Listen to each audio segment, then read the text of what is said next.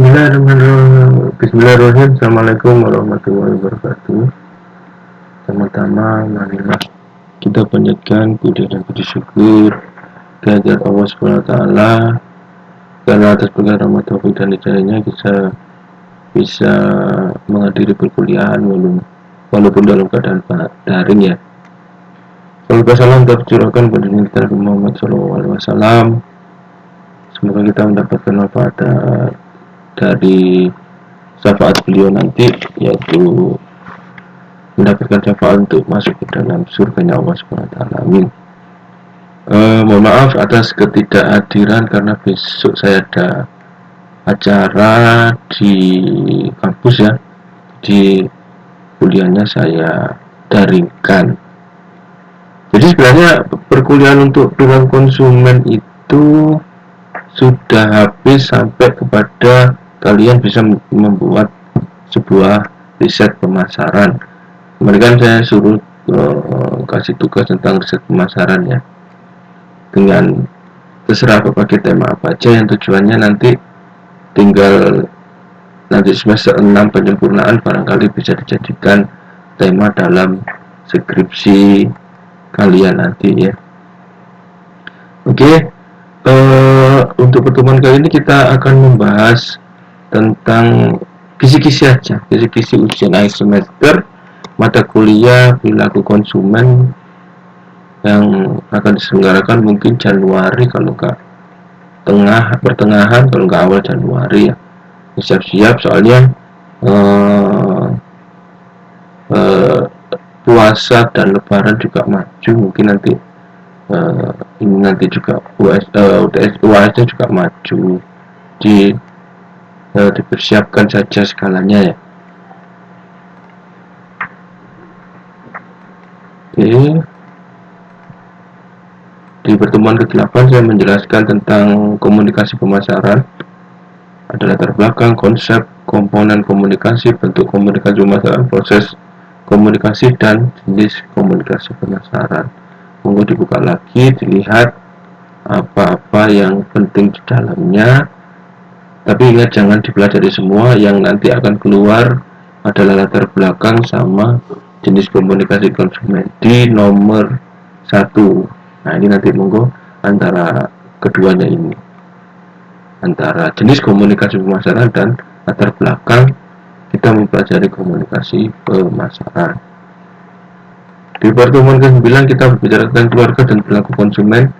Ada ujianitas, kita mempelajari bagaimana perilaku keluarga mempengaruhi perilaku konsumen, definisi keluarga dan rumah tangga, peran keluarga dalam pengambilan keputusan, peran suami istri dalam pengambilan keputusan, undang-undang tentang keluarga, dan sosialisasi anak sebagai konsumen yang baik. Nah, ini baru saya bicarakan, saya kupas tuntas semuanya. Yang kalian pelajari adalah tujuan utama mempelajari bab ini dan pelajari bagaimana peran keluarga dalam bentuk perilaku konsumen. Peran keluarga, nah ini poin 3 ini dipelajari lebih dalam lagi. Kemudian yang ke-10, bagaimana budaya mempengaruhi perilaku konsumennya. Nah, kemarin ada budaya-budaya yang bisa mempengaruhi pola konsumsi dan nantinya akan mempengaruhi perilaku konsumennya. Ada macam-macam di sini sebabnya.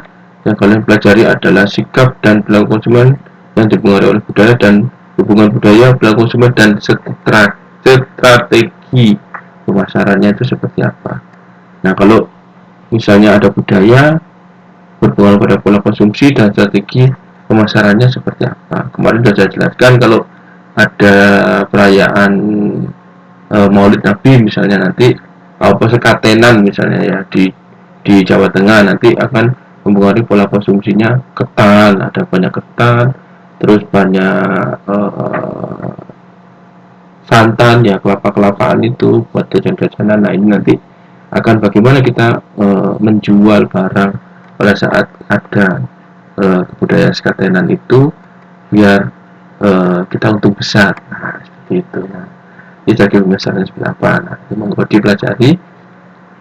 Terus di pertemuan 11 terakhir kita membicarakan tentang kelas dan status sosial ya, bagaimana kelas dan status sosial berpengaruh pada perilaku konsumen ya. Ada belakang, indikator, pengukuran kelas sosial, definisi, status sosial, kayak itu dalam pemasaran dan sebagainya.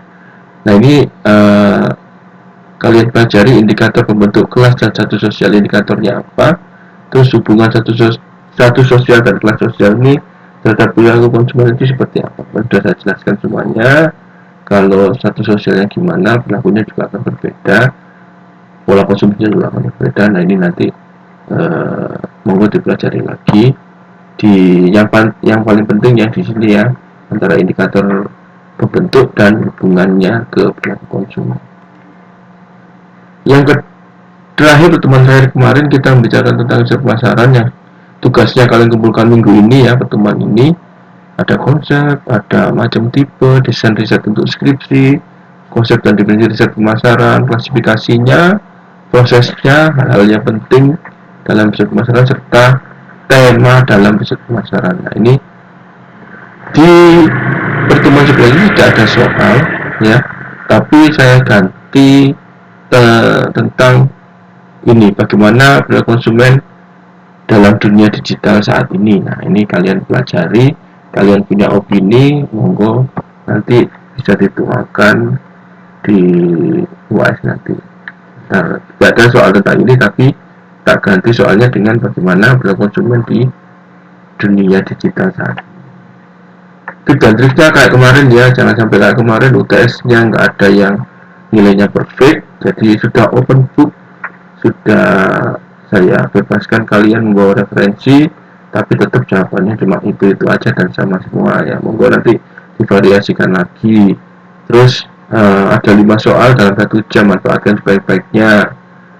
Tiap soal memiliki bobot, jangan sampai kosong dan jangan sampai terlalu sedikit jawabannya. Saya tidak dapat menilainya dengan objektif ya. Kalau misalnya cuma 2 baris sedangkan soal saya 4 baris, kan gak fair ya. Soal sama jawabannya kok panjang soalnya gitu ya. Nah ini monggo dipertimbangkan lagi. Terus saya bilang kalau di open book itu jawabannya bisa 1 halaman penuh boleh. Nah karena kalau kalian bawa semua referensi, tinggal kemampuan kalian menulis ini ya yang apa ya, saya dipertaruhkan. Monggo dimanfaatkan 60 menit dalam 5 soal, jangan sampai yang kosong. Yang realistis saja lah jawabannya, yang tepat, efektif dan efisien gunakan semua. Karena kemarin di UTS itu jawabannya tidak ngaco sih ya, apa ya, sama semua hampir sama. Nah, jadi mohon diperhatikan ini ya.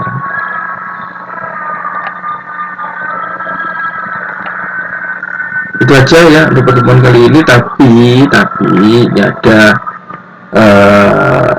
tambahan tugas ya. Ini terserah kalian mau dikerjakan mau enggak, ini tambahan tugas. Jadi tugas ini kalau kalian mengerjakan dapat bonus, nanti ya bonusnya bisa saya kompensasikan ke nilai UAS atau kompensasikan ke absen, saya kompensasikan ke tugas kalian yang kosong, atau seperti apa nanti saya lihat kembali ya.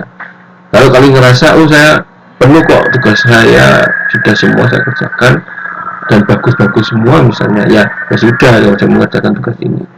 Masalah saya dikerjakan aja biar nanti bisa saya konversikan ke nilai, ke absen atau ke tugas kalian. Oke, sampai jumpa minggu depan untuk presentasi tugas pemasaran ya. Misalnya kalau ada pertemuan lagi di 2 kali pertemuan atau 3 kali pertemuan, nanti saya ajak kira-kira yang materinya bagus untuk mempresentasikan tugasnya. Saya persilakan nanti di pertemuan berikutnya.